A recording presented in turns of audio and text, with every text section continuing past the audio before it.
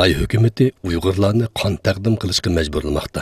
Amerika muxbiri Idan Gutmanning Sharqiy Turkistonning ahvoli haqida yozgan tekshirish dokladida bu yil Uyg'urlarning 99,7% Xitoy tarafidan majburlangan holda qiyni tekshirilganligini, Xitoy Sharqiy Turkistondagi Uyg'urlarning 27%ni atalmış tarbiyalash lageriga qamab bo'lganligini, qamalganlarning ko'pinchisining oilasiga qaytalmaganligini, Xitoyning Uyg'urlarga qilgan muomalasida eng oddisi ijtimoiy axloq cheklimasining bo'lmaganligini oshkorlagan.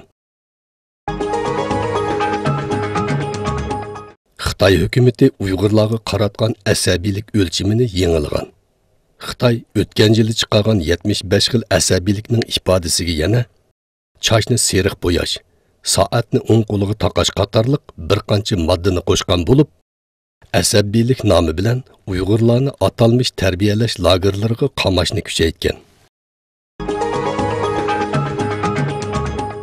Trump bilan Xi Jinping Beijingda muxbirlarni kutib olish yig'ini o'tkazdi.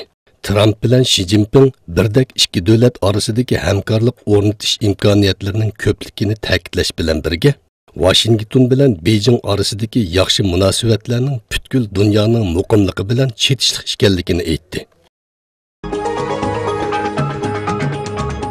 Pakistan tabliğ cemaati qo'llovchilarining avtobusi qazoga yo'liqdi. Pakistanning Panjab o'lkasiga qarashliq Chakval rayonida qazoga uchirgan avtobusdagi 80 ga yaqin odamning tabliğ cemaatining Lahorga yaqin joyda o'tkaziladigan yillik yig'ilishga ishtirok qilish uchun yo'lga chiqqan yo'lovchilar ekanligi bildirildi. Kreml sarayı Erdo'g'an bilan Putinning uchrashishi to'g'riliq bayonot e'lon qildi. Kreml sarayı tashqi ishlar maslahatchisi Yuriy Ushakov bu haqda e'lon qilgan bayonotida Turkiya bilan Rossiyaning munosabati 2015-yili 24-noyabr kuni Rus aeroplanining Turkiyaning F-16 tipli urush aeroplanlari bilan etib tushirilishidan burungi saviyaga yetdi. Bu qitimqi uchrashda barg'ansiri kuchayotgan Turkiya-Rossiya munosabatlari tafsili muzokara qilinadi. Buningdan boshqa yana Suriya xalqlari yig'ini tayyorlik xizmati to'g'riliqmi suhbat elib berilishi kutilmoqda degan.